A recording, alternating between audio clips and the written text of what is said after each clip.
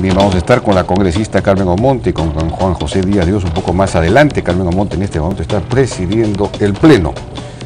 Mientras tanto estamos con Rosario Pajuelo, que es economista, y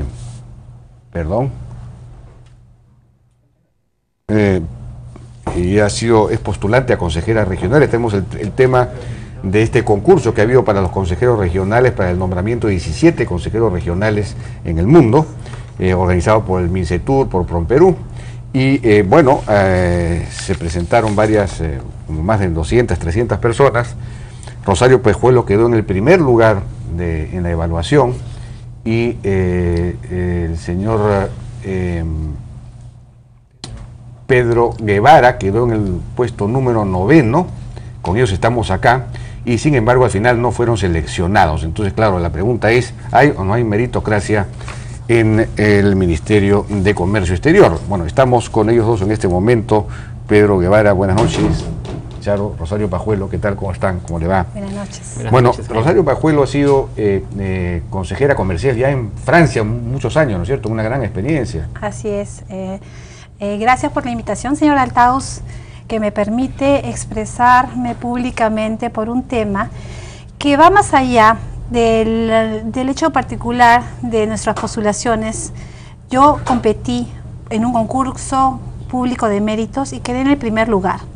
La satisfacción que me llevo a regresar luego al extranjero donde habito es que probé en la cancha mis cualidades profesionales, ¿no?, académicas.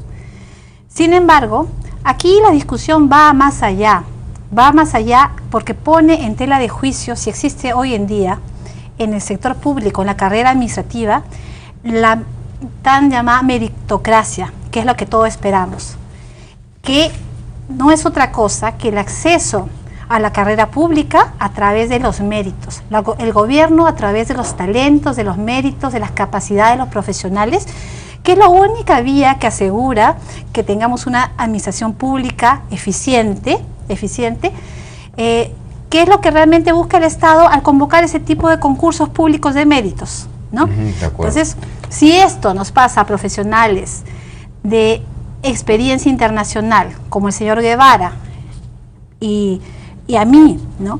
¿Qué podemos pensar en el resto del sector público? ¿Qué estará pasando en el sector, digamos, no sé, en la policía, en el sector magisterial? Es por eso que esto pone el dedo en la llaga para hoy día debatir si es que se respeta la meritocracia, si es que hay muchos funcionarios que nos han escrito estos días a raíz de estas denuncias que se solidarizan con nosotros.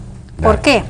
Porque no pueden denunciar, no pueden salir públicamente a expresarse, ya que temen represalias de muchos tipos. Muchos dependen del Estado, son funcionarios públicos, temen que se corte una carrera.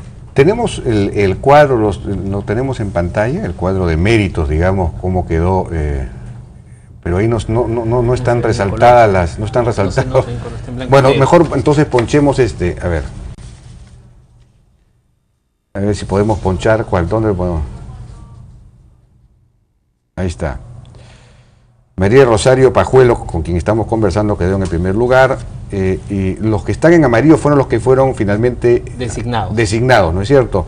Así que quien quedó en el quinto lugar no fue designado, tampoco quien quedó en el séptimo, en el octavo, el noveno, que es el caso suyo, de Pedro Guevara Bayón.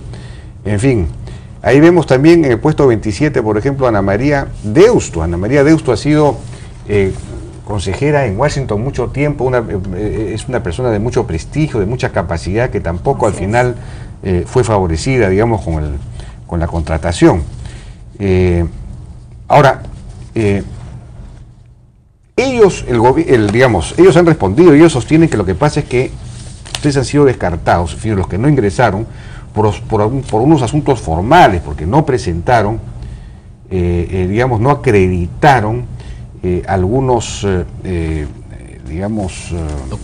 documentos sustentatorios de lo que habían incluido en su hoja de vida. Entonces, y no lo hicieron a tiempo. Entonces, esa es la razón. Absolutamente falso. Quiero volver a reiterar lo que dijo Rosario, en el sentido de que si estamos acá es por una razón de principio. No importa si ella o yo seamos o no los designados, sino el precedente que queda sobre todo para aquellos servidores públicos que creen todavía en la meritocracia. En primer lugar, esa afirmación es completamente falso. Quisiera rápidamente resumir el proceso. El proceso era un proceso que tenía varias etapas. En la primera había una evaluación curricular que seguía el formato que ellos establecieron. Sobre la base de esa evaluación curricular, ellos descartaban a aquellas personas que no cumplían con los requisitos mínimos. Publicaron entonces los resultados el 5 de diciembre. Verificaron el cumplimiento de los requisitos del 30 de noviembre al 4 de diciembre. El 5 de diciembre publicaron esa primera lista que habían pasado esa etapa. Seguidamente se procedió a una evaluación de competencias. Una empresa consultora en recursos humanos hizo las evaluaciones correspondientes con pruebas de aptitud matemática, verbal, razonamiento abstracto y una entrevista de competencias. Luego de esa etapa se publicaron los resultados el día 10 de diciembre. El día de 10 de diciembre entonces hubo una segunda un proceso de decantamiento de todos los 299 que inicialmente se habían presentado.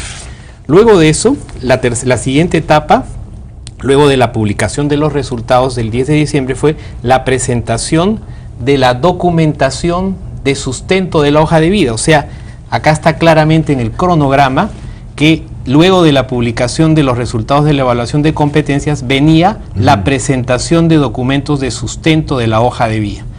Es más, este proceso vino antes de las entrevistas personales, que eran, digamos, la última etapa del proceso.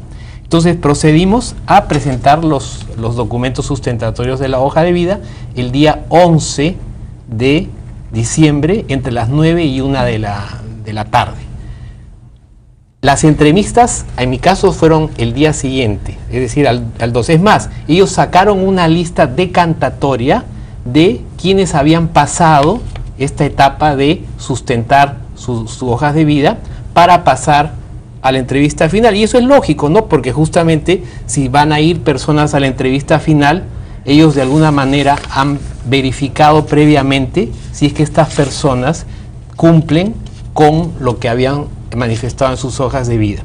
Luego se produce la entrevista final y finalmente la publicación de los resultados acumulados de todo lo que se había evaluado el día 17 de diciembre. Ese mismo día nos envían un correo electrónico algunas personas diciéndonos que teníamos que presentar los originales de los documentos sustentatorios de la hoja de vida y procedimos a hacer eso. Yo fui con mi cargamento de diplomas, soy graduado de la Universidad de Harvard, he sido docente de la Universidad de Harvard, he estudiado en el London School of Economics, economía, tengo una maestría, he estudiado economía en Londres, soy arquitecto peruano, tengo títulos en el Perú, tengo títulos en el extranjero, y con todo mi cargamento de esos documentos originales, un fedatario del ministerio le daba el visto bueno. En mi caso me dijeron, todo está conforme, no se preocupe, lo vamos a llamar. Finalmente, el día 31 de enero, la víspera del Año Nuevo, salió publicado en el Peruano la resolución ministerial con los designados. Nuestra sorpresa, se habían puenteado, como se dice criollamente, a muchos de los primeros.